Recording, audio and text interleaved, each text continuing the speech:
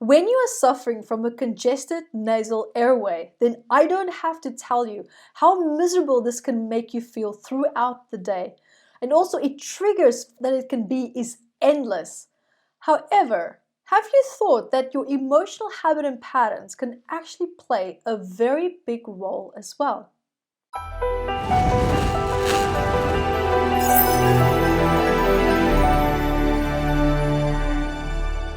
Hi, my name is Evette Rose, an author and founder of Metaphysical Anatomy, which is a book of 679 medical ailments and also the hidden emotional messages behind them that we all share universally. And welcome to today's topic, which is emotional stress and root causes behind them. And that is sinus problems is today's topic. So what do I mean when I said, for example, that your emotions can contribute to ailments surfacing in your body? You see, emotional stress greatly contributes to our body's health. You know that already. However, what is sometimes overlooked is that when you experience certain types of emotions, it can drain your body to such an extent. Now, just as you, for example, experience, say, different types of emotions, have you noticed that certain parts of your body just spontaneously start to hurt? It starts to ache, or you feel some level of physical discomfort. The reason is that our emotional state and emotions are held and also stored in and throughout the body. So when you energize a certain type of emotion consciously or subconsciously, then it aggravates and triggers and irritates certain parts of your body. So here now, where we feel certain emotions flaring up in different parts of the body, universally is the same for each and every single person on the planet. Because our biological blueprint is, after all, the same. So when you look at sinus problems in this case, we also have different types of sinus issues. And it can now here in this case, it can stretch from viral infections, it can go to fungal infections, allergies, tooth infections, and also even regarding the type of sinus issue that you have. Each type will actually have its own emotional and psychological triggers, an emotional frequency match.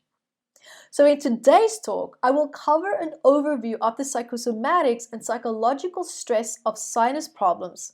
And then on my premium membership site, I will dive deep into each section, and there will also be recorded healing sessions for each sinus problem. And you can easily register for this at evetterosepremium.com. So now let's take a deeper look into the psychological aspects of sinus problems. For example, now here, in the patterns that I've observed throughout the years, is that this condition tends to surface when you are suppressing a deep sense of grief. Now, this grief can, for example, be related to anything that, for example, now has upset you.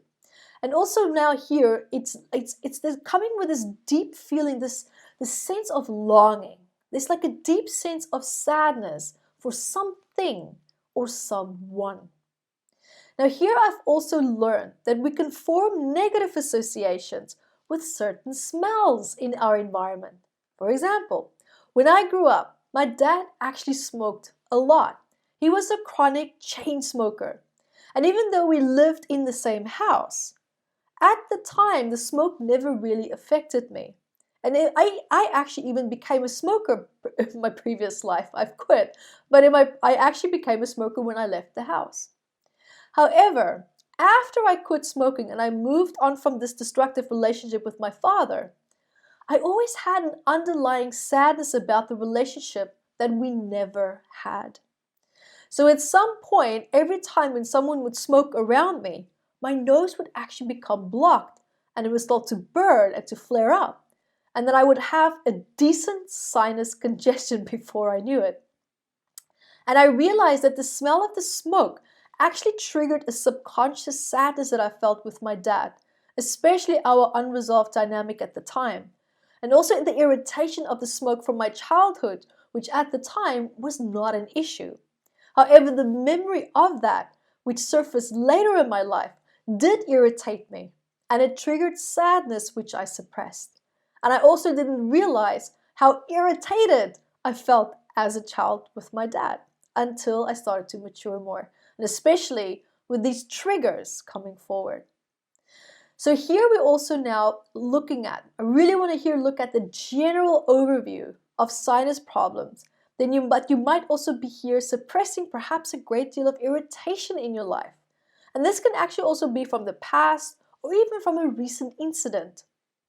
You might also feel very offended, say by smell in your environment, that is triggering old childhood trauma and unpleasant memories where your circumstances drained you. There's also a big aspect of you that just doesn't want to admit what your self-worth is, right? You don't feel worthy of speaking up and also voicing how you feel. Instead, you suppress your emotions and your truth. And as a result, you feel isolated, you feel lonely, and you feel cared for. Now, what's really interesting here is you might have noticed that you care and you nurture and you look after everyone else's needs except yours. And the reason for that is because you tend to energize and give the most of what you need the most as well, which is love, being cared for, and being nurtured by others. However, these aspects in the past, it wasn't safe to receive them. And as a result now, you sabotage yourself from receiving it because it doesn't feel safe. So here now we also have another pattern. You might be searching for love, right? And you seem to feel that you will never find it because of the underlying fear that you have of it. Now that only reinforces a pre-existing sadness and feeling unworthy of it. You might also now be going through a phase or a place in your life where you are reflecting on the past due to perhaps scents from your smell that trigger negative subconscious memories. And here you also, right, listen up, you also don't allow yourself to enjoy life along with others because you cannot disconnect from punishing yourself or pushing away people who love you. And this is only because you feel that you don't deserve it and it doesn't feel safe anymore. However, this self-punishing cycle now only reinforces a thought pattern where you feel that you don't deserve to have what you want and need. So you see, you now may have a negative association with love and you feel offended or threatened when love is shown to you. And you can often even make everyday experiences harder and more challenging by blocking this love that is offered to you. Now, this is also a symptom of your self-punishing cycle and habit. And your negative emotions are also overshadowing positive aspects in your life. And you may have also become now stuck in almost like a joyless, a self-depriving and unhappy lifestyle. And this could be because you tend to focus on your problems rather than actually allow yourself to have fun. Right? So in the past, you probably felt I was never allowed to have fun. Or when you did have fun, you were either punished or something bad happened, which resulted now in you forming a negative association with having fun. So what happens when you are in a situation where you can see I'm about to have fun, or you feel the desire to have fun? You're going to sabotage it because of the subconscious negative association and expecting the worst. So of course you're going to be avoidant of expecting the worst. So you divert yourself from having fun, the very thing that you want. So, and apart from that, right, your happiness also could have then been suppressed by, say, domineering and out of control influential people. And you may also have associated happiness with rejection, abandonment, or even punishment. And here you also feel used or abused by others. And you feel that you have no voice which to express yourself with. And when you do, it falls on deaf ears. So there's a big part of you that feels very irritated due to people causing you a great deal of stress and sadness or anger because you seem to just feel that you just can't do anything right? You can't do anything about your circumstances either. Because if you take action, you might be abandoned or verbally attacked. And of course, deep down you are doing everything to avoid that because it means rejection, which is the very thing that you hate the most. So your behavior is rejection avoidant. So your low self-worth now here in this case often now also attracts people that are not for your highest and best. And deep down you know this. And in your opinion, unhealthy company is better than no company. So this now seems to stem from a childhood where when you felt rejected, as I said earlier. Right? And whenever you needed comfort or a place just to feel a sense of belonging to, you felt abandoned or pushed out of that place and space. You also feel disconnected from joy that life has to offer because you don't trust feeling happy. So now it begs the question, what happened or what was taken away from you during a time or even just a moment of great happiness? Because you made a negative association with needing to be and feel happy, or something or someone that could have made you feel that you don't deserve it and that you just can't have it. And it's now time for you to call your power back from this person or circumstances. And also here, feel free to go through the online healing session now to address any of these points if you feel called to do so.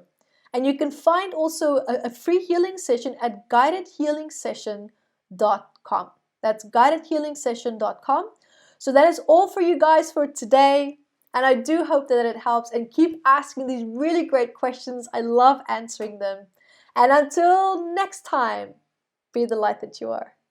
Hi guys, thank you for joining me, and remember to grab your copy of Metaphysical Anatomy on Amazon, 679 medical ailments. And I also wrote about the psychosomatic root causes of that, and I'm spoiling you because I even added key points for you to start looking at important questions that you can ask yourself to start improving your quality of life. And also remember to catch me on Instagram, Evette Rose 1 with the digit 1, and Metaphysical Anatomy on our Facebook fan page. Bye guys!